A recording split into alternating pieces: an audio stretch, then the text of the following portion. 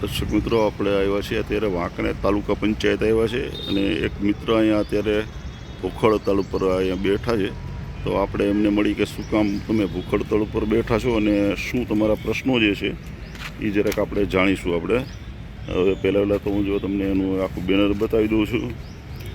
ઉપવાસ આંદોલન મુકામ વાંકાનેર જિલ્લો મોરબી, જય ભીમ.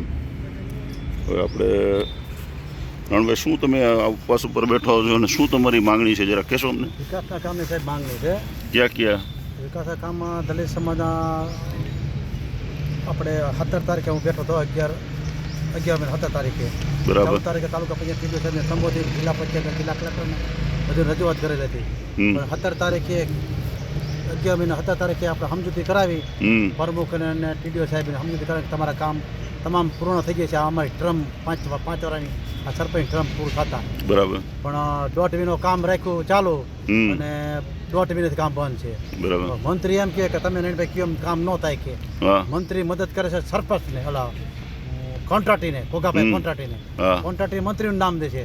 અરજ પર એકાબીજા વાત ટોરી મજૂર આડા બનાવી દે છે, કામના આડા બનાવી દે છે, પેમેન્ટ આડા બનાવી દે છે અને કામ પૂર્ણ કરતા નથી. એટલે ક્યાં ક્યાં કામ હાલે છે તમારે? હવે અહીંયા બાબા આંબેડકર કામનું કલર કામ બાકી છે, વહીટાનું કલર કામ બાકી છે, સંડા બાથરૂમ બીના છે એનો પ્લાસ્ટર અને પ્લેમ્બરનું કામ બાકી છે. બરાબર. અને સમસાણ જવાનો સમસાનો છે 2 ઓજલના આરસીસી છેડા બાકી બનાવવાના, 70 ફૂટના આરસીસી રોડ બનાવવાનો છે. બરાબર. પછી સમસાનો વહીટો બનાવવાનો છે, સમસાનમાં સ્નાન ઘાટ બનાવવાનો છે, સમસાનમાં રૂમ બનાવવાનો છે, સમસાન દર 5 વર્ષે ચોમાસાનો સમસાન ધોવાય છે, સુરક્ષા દિવાલ બનાવવાની છે. બરાબર. અને ઘણા કામ સાહેબ બાકી છે. પણ સરપંચ ને મંત્રી ને ગોગાભાઈ ત્રણેયની સાઠગાંઠ હોય રામ જાણે, પણ ખબર પડતી નથી. એકાબીજામાં વાતે ટોર નાખે છે અને વિકાસના કામ પૂર્ણ કરતા નથી.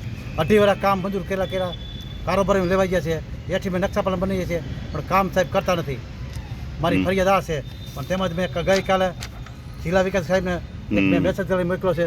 જિલ્લા પંચાયત સાહેબે મને ના પાડી તો ઓપામાંથી બે હતા નહીં. જો આપના મુદ્દા પરત્વે અમે ટીડીઓ વાંકાનેરની નિયમ અનુસાર અને ધોરણસર કાર્યવાહી માટે કહીશું અને આપે ઉપવાસ પર બેસવાની જરૂર નથી, જો એવું લખ્યું છે.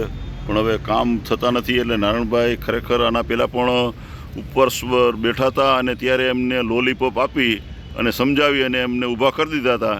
આજે ફરીવાર એમને પાછો જો બેસવાનો વારો આવ્યો છે, કારણ કે નિયમ અનુસાર કામ ન થતું હોય એવી પણ તમારી માંગણી છે. બરાબર ને? હા, નિયમ કામ થતું નથી અને આમાં સરપંચ ને કંટાટી મંત્રી એકાબીજા મળી ગયા છે અને હારી વાતો કરે, લાય મારીને ટાઈમ કાઢે જાય છે.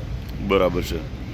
જો એમના કામ પૂર્ણ થતા નથી, આજે બીજા એમના ટેકામાં પણ જો આ બધા એમના જ્ઞાતિબંધુઓ બેઠા છે જે આજે દલિત સમાજને અન્યાય થાય છે, એવી પણ એમની અનુસૂચિત જાતિ વિસ્તારમાં વિકાસના કામો કરવામાં આવતા નથી. અમલીકરણ અધિકારી ફરિયાદોનો નિકાલ કરતા નથી ને તાલુકા વિકાસ અધિકારી ભ્રષ્ટાચાર આચરી કામગીરી કરાવતા નથી.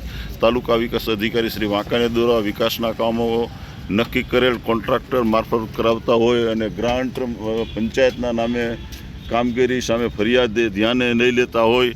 જો આવા બધા જ મુદ્દાઓથી આજે આજે ભૂખ હડતાલ પર બેઠા છે. અને જો આ સામે તમને હું તાલુકા પંચાયત બતાવું છું.